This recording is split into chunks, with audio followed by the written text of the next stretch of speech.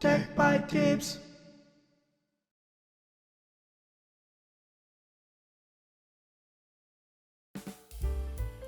Hello and welcome to another Tech by Tips video. In today's video we're going to be addressing another video request here that comes from Cars and Tech, and he says, hello Tech by Tips, another really lovely and really clear tutorial. Thanks to you I have my whole R set up on my Synology. Could you please create a tutorial for Komga on Synology, and if possible also in combination with Paperback? Thank you.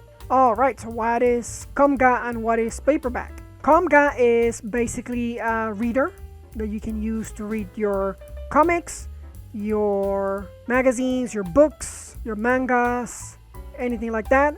So this is an excellent tool if you already have your R's, so that then you can just consume all your written media with that. And then we have Paperback, which is what he's talking about later, which is an iPhone application that you can use to read stuff on your phone. But he's talking about it specifically because you have an option where you can connect the Paperback application in your phone to the Komga server that you have with all your stuff. So that's what he's talking about. So in this video I'm going to cover the Komga section, which is the actual reader application. I'm not going to cover the Paperback application because honestly it's actually very simple. You just go to their website here, which is paperback.moe. In the getting started section you can go into adding content and then Komga, and it tells you what you need to do here. It's pretty straightforward, and I honestly don't see the point of using this application where Komga already provides you an interface where you can read your stuff from your phone or your laptop or anywhere else where you have a browser. So I'm not going to cover this part, but I just wanted to let you know how you get to that, which gives you the instructions on how to set it up. And we're going to be talking then about the Komga per se. So if we come into github.com/godson/Komga, we get to the repository for this application. And if we go here, we can see that it says it's a media server for basically written media. So comics, mangas, etc., magazines, books. And it allows you to use an API, OPDES, and Kobo Sync support. And it has a link to their website, komga.org, and we can see that it has been released 416 times. That's a lot. It's currently on version 1.16, so that's pretty good. It has 149 contributors, so that's a healthy amount of people working on this application. So that's good to see. It's written mainly in Kotlin and Vue, a little bit of TypeScript. And if we scroll down here, basically it gives you a lot of details about the features and stuff like that. For example, it lets you browse your library, series, and books in a responsive UI. So meaning by responsive that you can use it on your computer, your tablet, or your phone. And that's why I said really you don't need Paperback. This application is set up so that you can use it anywhere. And if you already exposed the application on the public internet, you don't need any other application. Just go into this Komga application and do it. It says you can organize your libraries there and edit the metadata, import metadata, etc. So it has a nice bunch of features, but the main thing with this is, it keeps track of your stuff that you're reading, and you can read it on your browser. So basically that's it. And let's get to the website where we can get the details on how to set this up. If we go into komga.org, into the documents, and then you have the installation section, and then you go to the official methods, you have a Docker option here. And then if you scroll down here, you have the Docker compose file here as an example. So that's what we're going to be using for this application. So we're going to copy this, and then we're going to start working in our NAS. Now the first thing that we can notice from here is that it says that we need to have location for the config, a location for our data, and then they're putting the time zone in a weird type of bind. I'm not going to do that. So basically two folders that you need, config and data, and then it tells you the port that it's going to be listening on. And then if you want to put any extra configurations here, you can put environment variables here. So we're going to modify this a little bit to do that. So here it tells you what kind of parameters you can set up in the application. This is mainly if you're running it in a Docker command, like it's up here. but we're using the Docker Compose, so basically we don't care about that much. And then it basically talks about the user that we need to set up. We already know which user we're going to use. In my case, I'm going to use the default administrator user in the Synology NAS, which is 1026.100. But in your case, if you're not familiar with that, you can go to the video that I uploaded about questions on the series, and then you'll find out how to figure it out. And basically it says the process is limited in the amount, but the maximum amount of memory it can use is about 1 gigabyte. So that's good. It doesn't use that much. And yeah, that's basically it. That's all the information that we have here. So the next thing that we would do is we go into our NAS. I'm going to go into my lab, go into the file station, and go into the projects. And I'm going to create a new folder here for Komga. So that's where I'm going to store the Docker Compose file. And then in the configs, where I store all the stuff related to the containers, I'm going to put another one named Komga. And that's going to store basically the configuration file, because in my case, I'm going to put all my content in my HTPC media folder. So basically I'm going to have books, comics, and I'm going to upload a magazine or two here just to see that. And then this is where we're going to get all our stuff. So I'm going to mount this folder to the container as the other directory that contains the information. So we're good now. We have what we need. So now I should be able to go here and create a new project that I'm going to name Komga. I'm going to look for that Docker project directory that I created, and then I'm going to say let's create a Docker Compose file. I'm going to paste what I got from that website. I'm going to click next, but I'm not going to start it, and then done, so that I can create it and then I can see it in a bigger screen, and then we can make the edits there. So now we have Komga here. We go into the YAML configuration, and this is what we're going to be working with. So let me make the changes, and then we're going to discuss the changes that I made here.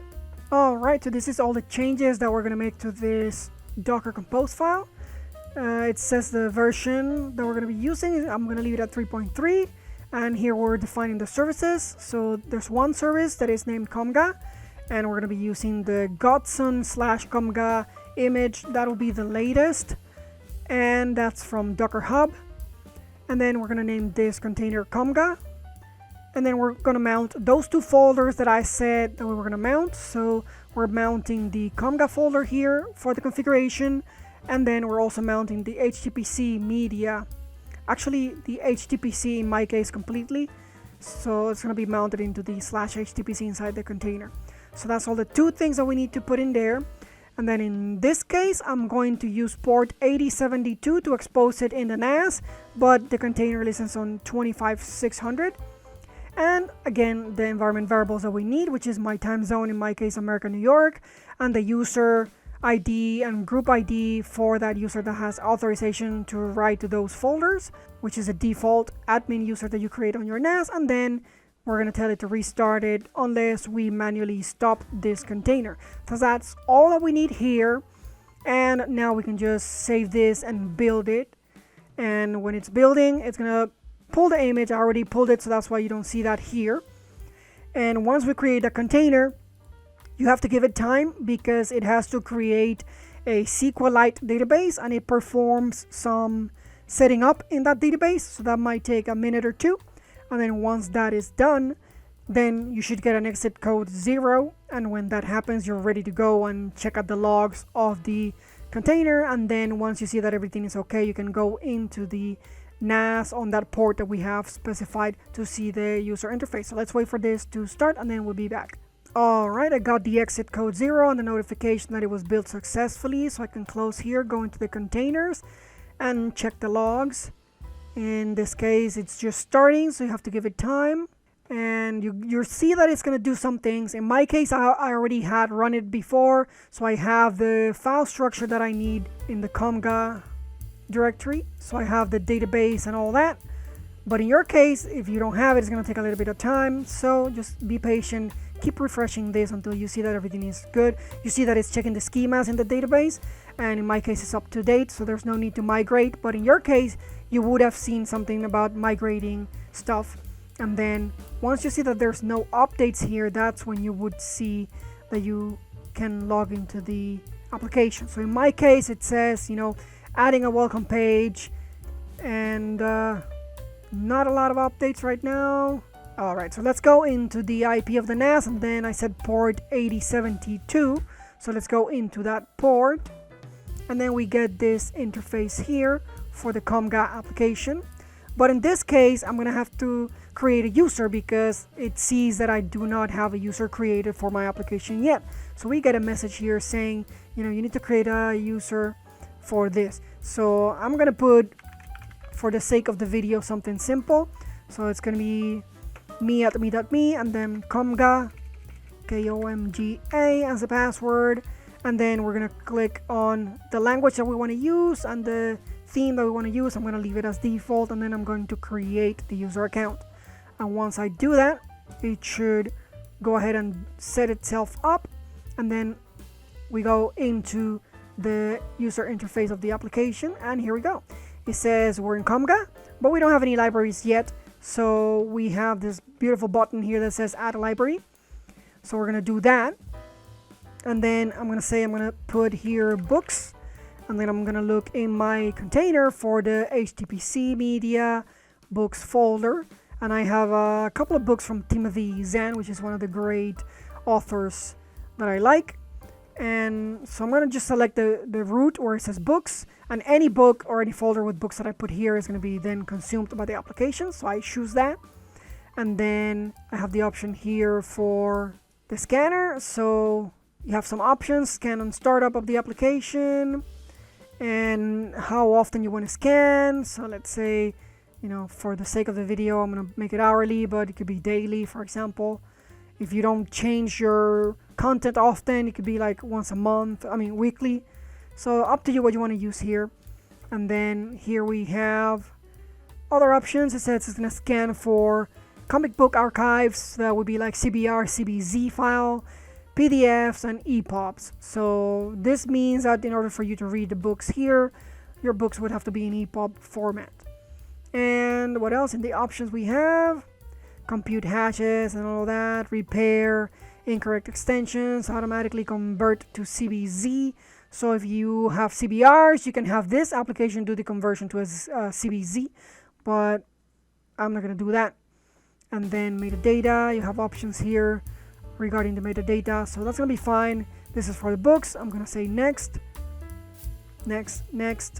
add. So now it should add this library to my application. Let's give it a little bit of time. So here it is, books. Let's do the same thing, but this time I'm gonna add comics, and I believe I put something here for comics. So HTPC media comics, and then we have Attack on Titan. And again here, I'm not gonna touch anything. I'm just gonna keep on going straight. The point is not to cover all this. You can read up on this and what it does, and then configure it however you want. So now we're adding the comics, and you can see it started scanning things from the libraries. So we're seeing the books showing up in here, and it has finally added the comics also. So let's add another one that is going to be for magazines, and then we're going to browse for that directory that is going to be HTPC media magazines. That's great. And then next, and add the library, and then we're just gonna wait for it to add it. It's taking a little bit of time, it's doing the scanning and stuff, so be patient with this application. Alright, it has added the third library here, so now we have 3 libraries, and it's slowly scanning everything. We have to give it time. Yes, we have the option here for the home, where we'll see the things that were recently added, and then series that were recently added and all that. We can go into our libraries here and see per library the things that we have here. We can see the recommended content, and we can see, if we click on browse, we'll see the full contents that are in the library. It has loaded, and as you can see, you have the option to see everything, or then just filter out by the name of the book. Currently everything is still populating, so that's why we don't see anything. It's still working, so let's be patient with that. We have an option here to import, so this lets you import files that are not in your libraries, and that's pretty nice. You can add stuff directly from here. On media management, here we have information about doing an analysis on the media that you currently have, search for duplicate files and for duplicate pages. So it does a little bit of analysis on the content that you have. On the history here, we can see stuff that was added, the content that was added, and the details regarding that. And here's where you would configure server settings. I'm not gonna cover much into this. You can check it out yourself and see how you want it to be configured, but basically it gives you a little bit of information on the users. If you have created other users, you can see whether they're logged in or not, and if it was successful or it failed or all that. So you have like a log of the users.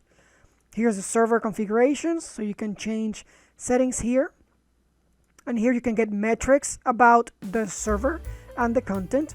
So as you can see here, we have the tasks that have been executed, the total time that the tasks have taken. As you can see, the scanning tasks so far, it's the main thing that we see here. We can see like a brief description of what our libraries look like. Currently, it shows this.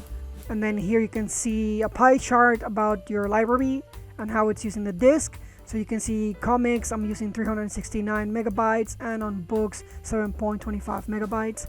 And then other pie charts here like books per library, series per library, etc. So you get some kind of metrics. And then in the announcements, you get the announcements by the developer of the application. So you can see basically like the application development log here. So that's nice. And then for the updates, you can check if you're in the latest version or not and all the details. And then here basically it gives you the log of what was updated in the version and all that. So that's good.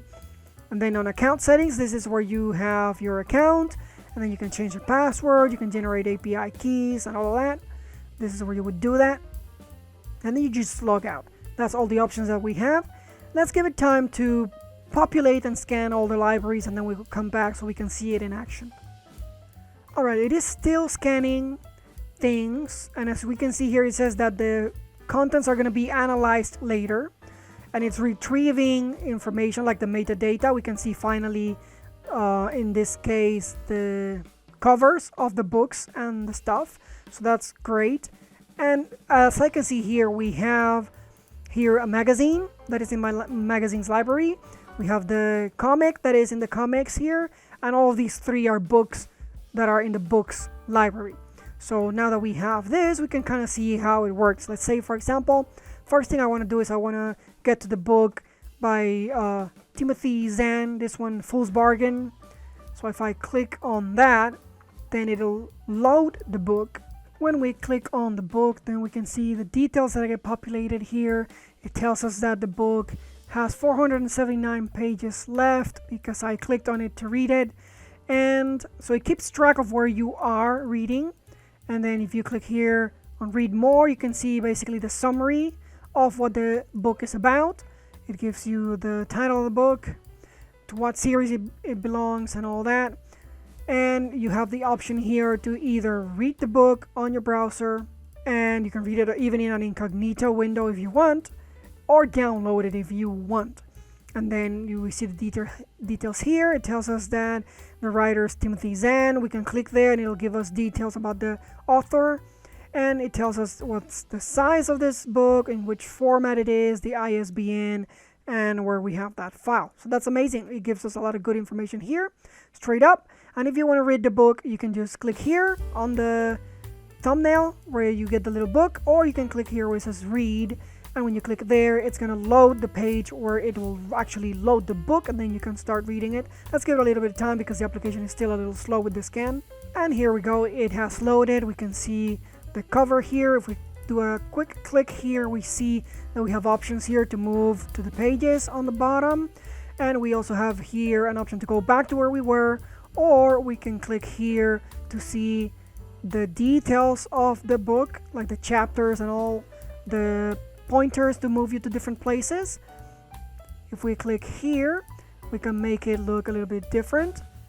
And if we click here, then it looks the page number. So however you want to navigate it, you can do that. Now, if we click here, it'll take us into the full screen mode, the way that we can read it. We can press escape and go back to the normal mode. So basically that's it. That's how you read the book. You go and move into the next pages. You can use the arrows on your keyboard, or you can actually swipe, and that'll be the way for you to navigate. Let's go back now into our home, and then let's look at another type of content. Alright, so for the next, I'm gonna click on the comics. So I'm gonna select this one here. This is Attack on Titan. And since I clicked directly on the read button there, it took me here straight into the comics. So in here I can just navigate again using the keys on my keyboard. I can move left and right, and then that'll move me along in the comic. So that's good. We can go back now, and then let's try a magazine, a PDF file. Alright, so let's go back to the home, and here we go. And as you can see, it keeps track of what I've been trying to read here. So we have the keep reading section here that lets me know that I opened this to like the book and the comic and I didn't finish them, so that's good. And then I have a magazine here, so let's go first into the content description for this. And again, it's very similar. So the name of the magazine, the details here, and then we can just read or download however we want. So let's go into read the magazine and see how it behaves. And just like with the others, we can navigate with the arrows or by dragging, and we can read the magazine. So that's basically it. That's how you get Komga running, how you set up your libraries, and then you just use it to read your stuff.